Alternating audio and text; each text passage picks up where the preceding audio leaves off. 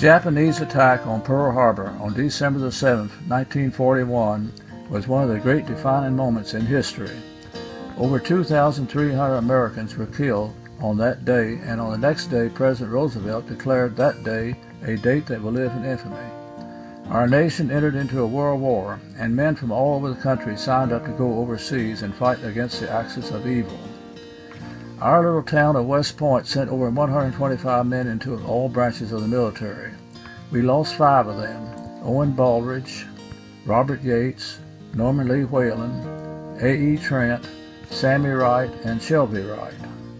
In this video, we salute these men as well as all men who put their lives in jeopardy by joining the service and fighting for freedom for others. All these veterans, we salute you. To the young men and women who have joined in more recent history, we salute you. The following video is a highlight of some of our men who fought in World War II, Korea, and the Vietnam War. Also included are photographs of people who lived in and worked in West Point in the mid-20th century. I said, Grandpa, what's this picture here? It's all black and white, and it ain't real clear. Is that you there? He said, yeah, I was 11. And times were tough back in 35. That's me and Uncle Joe just trying to survive a cotton farm and a Great Depression. If it looks like we were scared to death, like a couple of kids just trying to save each other, you should have seen it in color.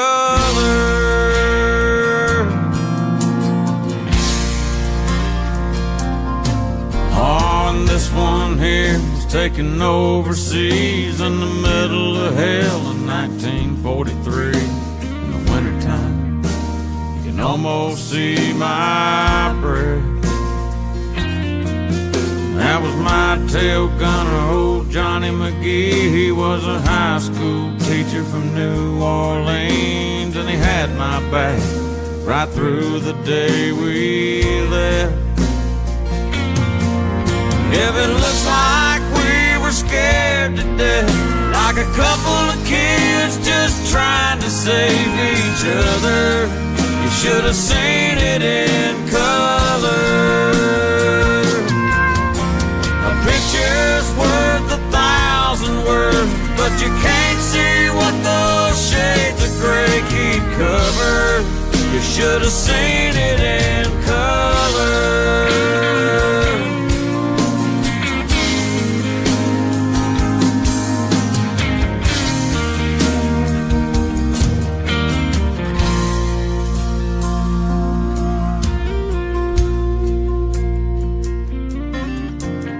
This one is my favorite one. This is me and Grandma in the summer sun, all dressed up the day we said our vows. You can't tell it here, but it was hot that June. That rose was red and her eyes were blue, and just look at that smile.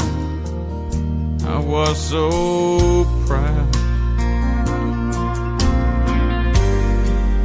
That's the story of my life, right there in black and white.